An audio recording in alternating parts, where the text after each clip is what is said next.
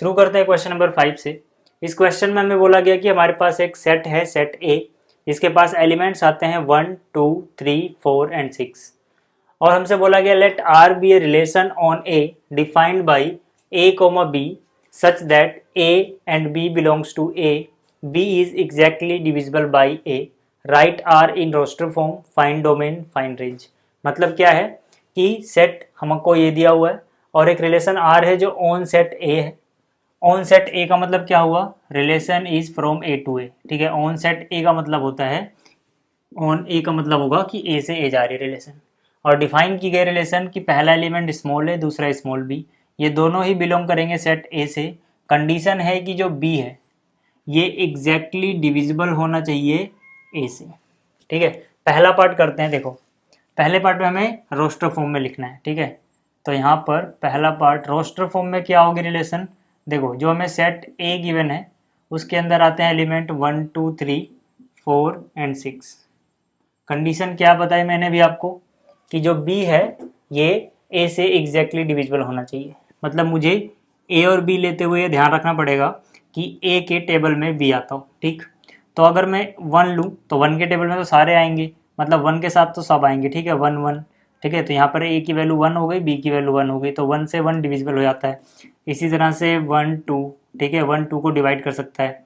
इसी तरह से 1 3 1 4 और 1 6। ठीक, अब बारी आएगी 2 की। अगर मैं ए की जगह 2 लेता हूँ तो 2 किस किस को डिवाइड कर सकता है, 2 2 को डिवाइड कर सकता है, 2 4 को डिवाइड कर सकता है और 2 6 को डिवाइड कर सकता है।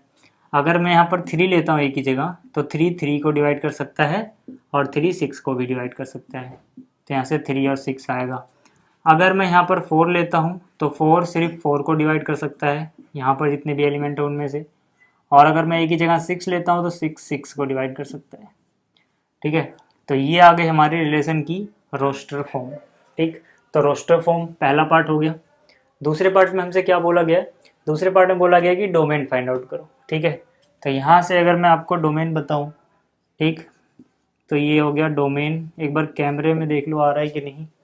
ठीक है, तो डोमेन, डोमेन क्या हो जाएगा, जो भी हमारी रिलेशन होती है यहाँ पर जो इसका पहला एलिमेंट है, ठीक है, वो क्या कहलाएगा, domain, set of first element. तो यहाँ पे क्या क्या आ रहा है, देखो 1 आ रहा है, ठीक, और क्या आ रहा है, 2 भी आ रहा है, 3 भी आ रहा है, 4 भी आ रहा है, 6 भी आ रहा है, 4 भी आ रहा है और 6 भी आ रहा है। तो ये डोमेन।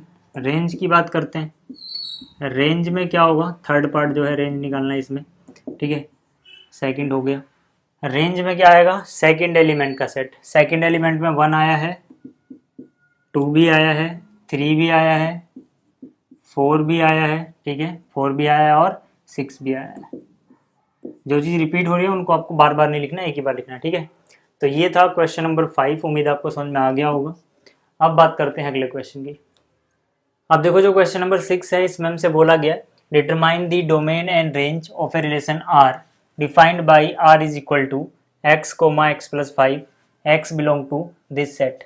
मतलब क्या है, मतलब यहाँ पे हमें डोमेन फाइंड आउट करना है, रेंज फाइंड आउट करनी है एक ऐसी रिलेशन की जो डिफाइन की गई है R is equal to x comma x plus 5। मतलब पहला एलिमेंट एक्स होगा, दूसरा एक्स से 5 ज़्यादा एक्स प्लस 5 होगा, और जो एक्स है वो इस सेट को बिलोंग करेगा। ठीक, तो यहाँ पर सबसे पहले इस रिलेशन को रोस्टर फॉर्म में लिख लेते हैं। ठीक, तो यहाँ पर देखो हमारे पास जो रिलेशन है उसकी रोस्टर फॉर्म क्या हो जाएगी, देखो x जो भी आप लो उससे 5 ज़्यादा है, उसमें 5 प्लस करके आएगा y। तो यहाँ से अगर मैं x की वैल्यू 0 लेता हूँ क्योंकि x इस सेट को बिलोंग करता है, तो अगर मैं x की वैल्यू 0 लूँ तो 0 प्लस 5 यानी 5 हो गया। अगर मैं x की वैल्यू 1 लेता हूँ तो ये 1 प्लस 5, ठीक है, x के यहाँ 1 पुट करो, 6 हो गया। अगर मैं 2 लेता हूँ तो 2 प्लस 5 7 हो गया। 3 लेता हूँ तो 3 प्लस 5 8 हो गया। यहाँ से 4 तो 4 प्लस 5 9 हो गया, और फिर यहाँ से 5 तो 5 प्लस 5 10 हो गया। ठीक है, तो ये रिलेशन आ गई। अब यहाँ से ठीक है कुछ भी लिखना आसान होगा, चाहे डोमेन चाहे रेंज। ठीक है, तो यहाँ पे मैं लिख रहा हूँ डोमेन। डोमेन में क्या क्या आएगा भाई, जो ये रिलेशन आई इसमें जितने ऑर्डर पेयर है उनका पहला एलिमेंट 0 1 2 3 4 5। तो यहाँ से 0 1 2 3 4 5 ये सब डोमेन में आ जाएगा। रेंज में क्या आएगा, जो भी यहाँ पर ऑर्डर पेयर के सेकंड एलिमेंट में क्या आ रहा है 5 6 7 8 9 10, तो रेंज में आ जाएगा एक सेट ऐसा जिसमें एलिमेंट हो 5 6 7 8 9 10। ठीक है, तो ये था क्वेश्चन नंबर 6। अब बात करते हैं क्वेश्चन नंबर 7 की। अब देखो जो क्वेश्चन नंबर 7 है इसमें हमसे बोला गया write the relation R equal to x comma x cube such that x is a prime number less than 10। मतलब क्या है, मतलब हमें एक रिलेशन दी गई है आर, डिफाइन की गई है कि पहला एलिमेंट इसका एक्स होगा और दूसरा होगा एक्स का क्यूब, और कुछ इस तरह से कि जो एक्स है, ठीक है, एक्स एक प्राइम नंबर है, एक्स क्या है, एक प्राइम नंबर है और ये 10 से छोटा है। तो सिंपल सी बात है, इसी चीज़ को हम एक दूसरे तरीके से लिख सकते हैं कि एक्स की क्या क्या वैल्यू हो सकती है अभी, ठीक है ना। तो प्राइम नंबर है और 10 से छोटा, 10 से छोटे प्राइम नंबर कौन कौन से हैं, 2 है, 3 है, 5 है, 7 है, ठीक है, बस इतने ही है। तो ये हो गया हमारा, ठीक है। उसी चीज़ को मैंने अलग लैंग्वेज में यहाँ पे बस लिखा है। अब यहाँ पर रिलेशन को रोस्टर फॉर्म में लिखते हैं।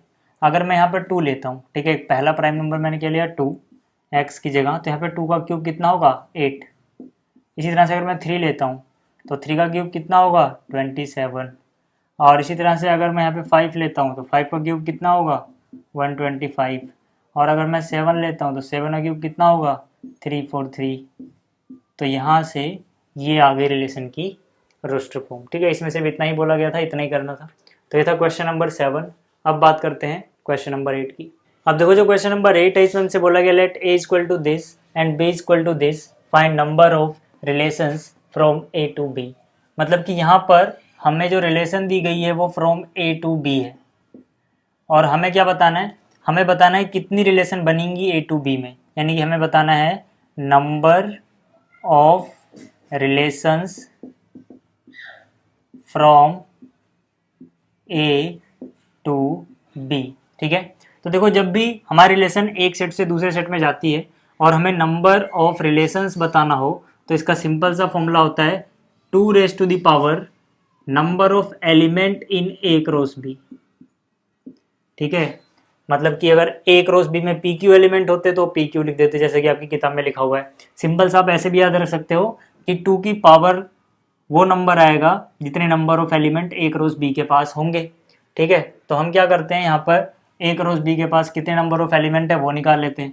तो मैंने यहाँ पे लिखा number of element in A cross B कितने के बराबर होता है, ये number of element in A into में number of element in B. तो ए के पास कितने हैं 1 2 3 और बी के पास कितने हैं 1 2, तो कितना आ गई वैल्यू 6। तो यहाँ से हम कह सकते हैं 2 number of element in A cross B की वैल्यू आ रही है 6, मतलब 2 की पावर 6, ठीक है। तो ये था क्वेश्चन नंबर 8। अब बात करते हैं क्वेश्चन नंबर 9 की। अब देखो जो क्वेश्चन नंबर 9 है इसमें हमसे बोला गया let R be the relation on Z defined by R is equal to a comma B belongs to integer a minus b is an integer, find domain and range of are.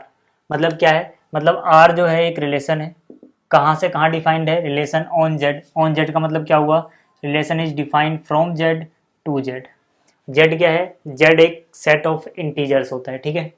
और define की गई है relation कि पहला element ए होना चाहिए, दूसरा B होना चाहिए, ए और बी दोनों बिलोंग करने चाहिए जेड को, और कंडीशन है कि अगर ए में से बी घटाया जाए तो हमें एक इंटीजर मिले। मतलब हम वो सारे ए और बी ले सकते हैं रिलेशन में जहाँ पर इनका डिफरेंस एक इंटीजर आए।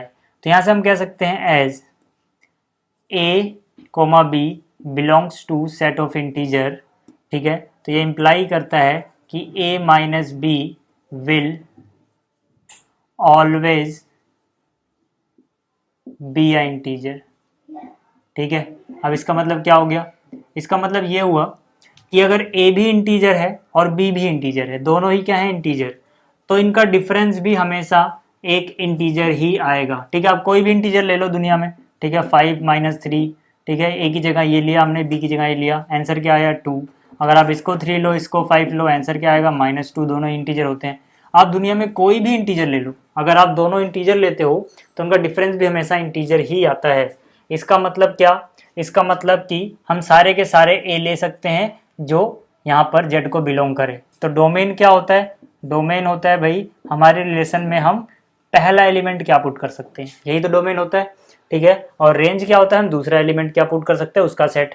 तो डोमेन की पहले बात करते हैं। देखो डोमेन में मतलब पहला एलिमेंट क्या क्या ले सकते हैं, तो मैंने क्या बोला, कोई भी इंटीजर ले लो, कोई भी इंटीजर ले लो, हमेशा कंडीशन सेटिस्फाई रहेगी, ठीक है, क्योंकि ए और बी दोनों इंटीजर हैं। तो आप एक ही जगह कोई भी इंटीजर लो, तो डोमेन हो जाएगा पूरा का पूरा सेट जेड, यानी कि सारे के सारे इंटीजर।